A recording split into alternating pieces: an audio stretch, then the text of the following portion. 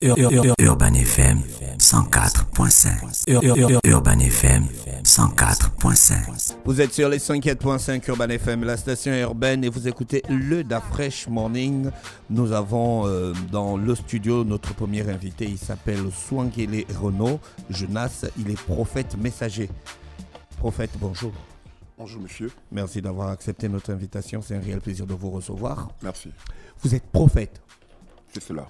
Voilà, comment présentez-vous? Je sais pas, vous êtes prophète au Gabon, vous venez de l'étranger, vous officiez dans un ministère, c'est comme ça que vous appelez ça, non? Les ministères, vous officiez dans un ministère ici, parce qu'il y a les apôtres, il y a les pasteurs, il y a les prophètes. Le prophète, lui, c'est lui qui apporte la bonne nouvelle. C'est cela. D'accord. Vous apportez la bonne nouvelle d'un autre prophète ou bien de Jésus? Je n'apporte pas la bonne nouvelle de Jésus, j'apporte la bonne nouvelle, la parole de Dieu pour cette génération. D'accord, ok. Vous êtes dans quel ministère? Bon, déjà, je ne suis pas une dénomination, c'est-à-dire qu'il n'y a pas de nom identifié. Je suis un prophète messager. D'accord. Voilà, je suis bel et bien gabonais.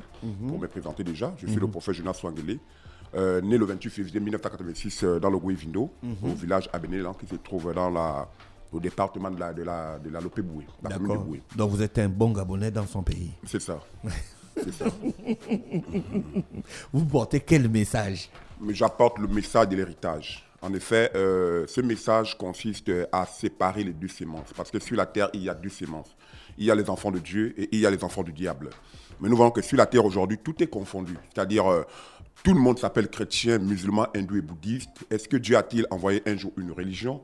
Est-ce que Dieu est le Dieu des religions? Je suis venu révéler à l'humanité aujourd'hui que nous ne sommes plus au temps où les enfants de Dieu doivent être dans des religions.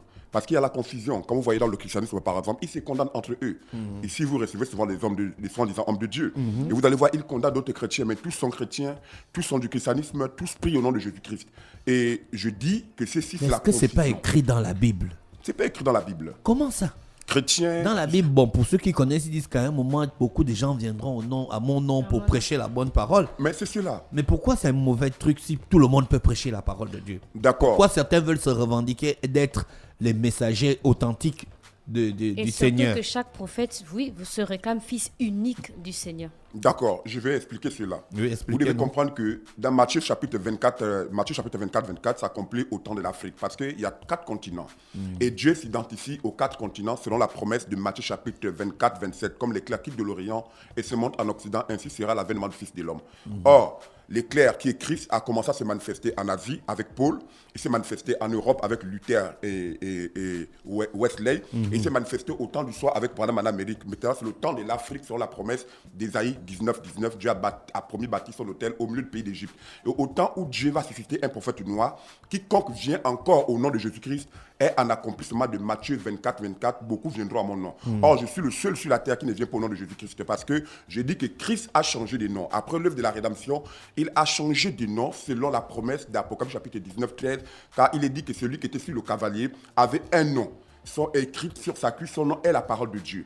Et lorsque vous lisez dans Apocalypse chapitre 3, 12, il est dit que celui qui vaincra, j'écrirai sur lui le nom de mon Père, le nom de la Nouvelle Jérusalem et mon nom nouveau. Donc celui qui a marché sur les rues de Galilée il y a 2000 ans passés, il a promis qu'à la fin des temps de la fin à laquelle nous sommes avec l'Afrique, il aura un nom nouveau. Et c'est en ce jour-là qu'il y aura la séparation totale de deux sémences. Et c'est en ce jour-là que quiconque viendra encore au nom de Jésus-Christ sera en accomplissement de Matthieu 24, parce qu'il a dit beaucoup viendront à mon nom. Non, je ne comprends pas. Non, là vous nous avez embrouillé. Qui vous appelez d'abord enfant du diable? Les enfants du diable aujourd'hui sont identifiés. C'est-à-dire les enfants du diable, c'est ceux qui portent aujourd'hui les noms des religions parce que Dieu n'a jamais dit que nous devons porter le nom des religions. Il n'y a aucune écriture comme ça dans la Bible. Mais avant que Jésus n'arrive, il y avait les religions. Par exemple, Moïse n'a pas apporté le judaïsme. La religion naît après le passage d'un vrai prophète sur la terre. Par exemple, Moïse n'a pas apporté le judaïsme. Le judaïsme est né des siècles après Moïse. Le judaïsme, ce sont les disciples de Moïse. Mais comme non. les chrétiens, le christianisme, ce sont les disciples de Jésus. Mais c'est non, pas ça. Non. Ah, parce que moi, j'en sais rien, je demande. Jésus a condamné les Juifs en son temps. Ils n'étaient pas les disciples. Voilà pourquoi il a dit que c'est Moïse qui vous jugera. Parce que, en réalité, il y a disciples ou serviteurs de Dieu sur la terre lorsqu'il y a un prophète messager sur la terre. Parce que les serviteurs de Dieu en une génération, c'est ceux qui suivent le prophète messager, celui que Dieu a envoyé. Voilà pourquoi Jésus a condamné les Sadducéens, les pharisiens et autres. Parce qu'ils se réclamaient de Moïse 1000 ans après que Moïse soit passé sur la terre. Voilà. Alors qu'il devait en réalité se réclamer de Jésus. Et vous allez voir que les fils du diable, les religieux, les fils du diable, pour les distinguer à ce 21e siècle, c'est ceux qui demeurent dans la religion. Parce que nous disons, je dis, que un Dieu lié à une religion, c'est le diable. Parce que Dieu, il vit hors du temps. Et il se manifeste dans le temps par Christ et il se manifeste au milieu des hommes par le canal des prophètes messagers. Or, Jésus-Christ, c'est le Dieu des chrétiens. Allah, c'est le Dieu des musulmans. Bouddha, c'est le Dieu des bouddhistes. Mais qui a le véritable Dieu? Quelle est la vraie religion? C'est une confusion. Il faut que Dieu envoie un prophète sur la terre pour venir faire une séparation totale, venir condamner tous les dieux qu'il y a sur la terre, comme nous l'avons vu avec Moïse en Égypte, qui avait condamné tous les dieux d'Égypte. Et Ecclésiaste dit, il n'y a rien de nouveau sous le soleil. Ce que je suis en train d'accomplir en ce jour, c'est déjà passé un jour sur la terre, même au temps de Noé. Noé avait condamné tous les dieux des religions et Noé avait dit que lui, il avait le véritable Dieu. Donc tous ces hommes se condamnent entre eux, ce sont des bagarres familiales parce que tous sont chrétiens, tous sont dans le christianisme et tous viennent au nom de Jésus-Christ. Même les homosexuels disent que Jésus est Dieu. Et je suis venu révéler que Jésus n'est pas Dieu. C'est un système engendré par l'Église catholique romaine, par l'empereur Constantin à 325 au concile de Nicée. Voilà pourquoi dans Apocalypse chapitre 17, il est dit que cette femme qui est assise sur la bête, qui est le catholicisme, assise sur la bête du christianisme, a fait boire toute la terre du vin de son impudicité. Et c'est catholique qui a commencé à proclamer Jésus-Christ de Dieu, c'est catholique qui a commencé le christianisme, et c'est catholique qui a commencé à se réclamer du nom chrétien, jusqu'à proclamer la Bible, la parole de Dieu. Or, la Bible n'est pas la parole de Dieu. Mais Mosley a dit que quand on secoue un coco, il faut avoir la tête dure, parce que quand le coco tombe sur la tête, c'est pas bon. C'est cela. Quand les gens là vont vous faire les problèmes, vous êtes sûr que vous allez tenir? Si mes prédécesseurs, les prophètes que Dieu a envoyés sur la terre ont tenu, je vais tenir. Mais vous avez dit la Bible n'est pas la parole de Dieu. Entre-temps, quand vous parlez, à chaque fois, vous citez les chapitres. Oui, madame, les versets. c'est cela. Je suis au temps d'Ali Bongo. Mais ça ne m'empêche pas de lire le mémorial pour comprendre le Gabon au temps de Léomba. Donc la Bible est le mémorial du plan du salut. Donc quand je le lis, c'est pour me référer afin de mieux vous orienter. Parce qu'un peuple qui ne connaît pas son histoire est perdu. Donc la Bible, c'est le mémorial de l'histoire du salut. Donc je lis cela pour vous faire comprendre ce que Dieu est en train d'accomplir en Mais Mais moi, ce n'est c'est pas la c'est aussi parole sur de ça Dieu. que vous vous basez pour passer le message. Mais bien sûr, voilà pourquoi je parle du mémorial. C'est une référence. Mais la D'accord. parole de Dieu s'est fait entendre, madame. Vous voyez, la Bible, c'est les Écritures. Or, la parole de Dieu, c'est audiblement. Que la lumière soit. Et Jésus a dit, mes brebis ne vivent pas que de... Jésus a dit, mes brebis entendront ma voix. La voix s'est fait entendre audiblement. Donc, la parole de Dieu, c'est ce qui s'est fait entendre de génération en génération audiblement par un homme sur la terre. C'est cela. Vous ne pouvez pas être sauvé par ce que vous n'avez pas vécu dans une génération passée. Par exemple, les apôtres ont été martyrisés à cause de ces livres-là. Vous ne pouvez pas avoir le salut parce que vous le maîtrisez. Vous devez aussi vivre l'épreuve de votre temps par un mystère qui va troubler les religieux de votre temps. Mais vous basez votre parole sur quoi? Pardon? Votre message, vous le basez sur Voilà. quoi? Mon message est basé sur la révélation prophétique que j'ai reçue en ce temps, comme le message de Moïse. Donc vous avez, voilà, fallait nous dire ça, que vous avez reçu une révélation. Vous n'avez pas dit ça depuis le départ, parce que là on était déjà perdu. Donc vous avez reçu une révélation. Bien Et sûr. c'est sur ça que vous vous basez pour entamer votre campagne d'évangélisation. C'est cela. Pourquoi vous appelez votre mouvement, vos différentes étapes, une campagne d'évangélisation? Donc vous allez nous évangéliser en fait. Vous allez nous dire que ce qui est dans la Bible, c'est ce qui est. C'est pas ça l'évangélisation. Non, l'évangélisation, c'est-à-dire aller prêcher la bonne nouvelle du royaume de Dieu pour ces jours. C'est-à-dire la révélation que j'ai reçue, je vais aller évangéliser dans les grands carrefours de Libreville. Donc voilà pourquoi j'attire l'attention de tout le Non, monde. vous n'avez pas d'église, vous n'avez pas un temple. Non, vous allez faire ça dans la rue. Bon, j'ai des fidèles qui s'y rassemblent, mais nous allons faire ça dans la rue et des carrefours comme Jésus le faisait en son temps.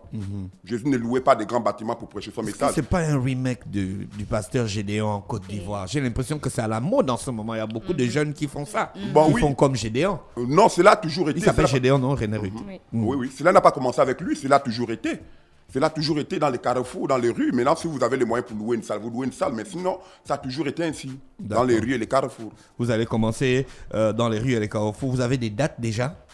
Oui, par exemple, déjà ce samedi, à partir de 17h, je vais me tenir aux côtés du PK11, juste à l'entrée du Pital Mélène, en face de l'église universelle. Je vais me tenir là déjà dès demain. D'accord, ok. Mais vous aussi, ça c'est la provocation. En face de l'église universelle. Mais oui, mais Vous ne pouvez pas trouver un autre endroit. Mais- Est-ce que dans le message, dans la révélation, on vous a dit d'aller provoquer les autres? Mais chaque prophète, pourquoi Jésus a été crucifié? Parce qu'il s'est tenu devant les synagogues. Ça n'a pas commencé avec le prophète Jonas Swangélé. Il faut que je démontre à l'humanité que tous ces hommes sont des entrepreneurs.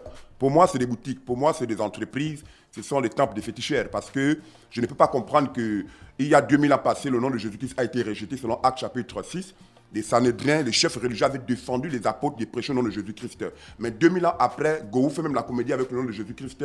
Les catholiques, les protestants se condamnent entre eux, mais ils ont le nom de Jésus-Christ.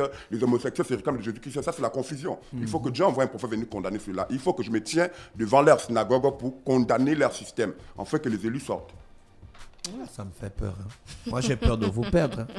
Je vous aime déjà depuis que vous êtes là. Donc, première étape, samedi 14. C'est cela. PK11. Deuxième étape. Deuxième étape, en effet, nous allons les signaler. J'attire l'attention de tout le monde de visiter la page Prophète Jonas Swangele parce que c'est là-bas où il y aura toutes les informations dans chaque coin que vous avez votre page Facebook. C'est cela. D'accord. Jonas Swangele, vous faites des lives parfois et là je vois un thème, le salut et le salut de la race noire. C'est cela. C'est cela. C'est confus. Je l'ai prêché, le salut. Et de la race noire. Non, c'est le double salut. En effet, c'est le salut spirituel et le salut charnel parce que j'ai prophétisé que les chaînes de la colonisation vont être rompues d'ici. Voilà pourquoi je parle du salut spirituel que j'apporte et ce salut spirituel annonce aussi la liberté charnelle de la race noire. Voilà pourquoi je parle du salut de la race noire. D'accord, ok. C'est ça. C'est très intéressant votre message. Donc, deux fois sur la page Facebook, on peut aussi regarder vos lives. Bien sûr, chaque dimanche par exemple, je suis en direct. À quelle heure? Je suis en direct à partir de 8h30 GMT, c'est-à-dire 9h30. D'accord. Prophète, messager, merci d'avoir accepté notre invitation. C'était un réel plaisir de passer ces moments avec vous, ces 11 minutes. Je rappelle que vous serez du côté du PK11 en face de l'église universelle ce samedi. À partir de quelle heure? À partir de 17h pile. À partir de 17h pile. On vous souhaite de passer une bonne journée à l'écoute des programmes d'Urban FM et on vous remercie d'être passé. Merci. Urban FM 104.5.